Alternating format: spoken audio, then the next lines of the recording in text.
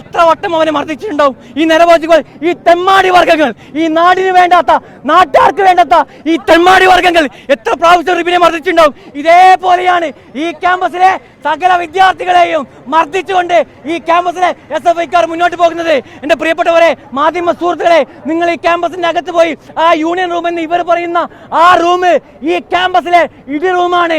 അവിടെയാണ് KSUക്കാരും മറ്റു വിദ്യാർത്ഥികളും ക്രൂരമായി മർദ്ദിക്കുന്നത്. ഇത് ഞങ്ങൾ വിടില്ല. ഈ ജനാധിപത്യ സംസ്ഥാനത്തെ ഒരു തരത്തിൽ ഞങ്ങൾ വിടില്ല. ഇനിയും ശക്തമായ സമരമായിക്കൊണ്ട് ഈ ക്യാമ്പസിൽ KSU മത്സരിക്കുന്ന പാനലിലൂടെ ഈ ക്യാമ്പസിൽ ജനാധിപത്യം വീണ്ടെടുക്കുന്ന സമരമായി ഞങ്ങൾ മുന്നോട്ട് പോകും. മുഹമ്മദ് റബീൻ യൂണിറ്റ് പ്രസിഡന്റാണ്. ഇവിടുത്തെ യൂണിറ്റ് പ്രസിഡന്റാണ് ഈ ക്യാമ്പസിൽ. അതെ അതെ, ഒരു ക്രൂരമായി മർദ്ദിക്കുന്ന അവസ്ഥ. ആ പോർച്ചിലവിടെ വെച്ചുകൊണ്ട് ഒരു തരത്തിലെ പ്രകോപനമില്ലാതെ പ്രിൻസിപ്പാളെ കാണാൻ പോയ ആ വിദ്യാർത്ഥി നേതാവിനാണ് മർദ്ദിച്ചത്. അകത്ത് വിടുന്നില്ല.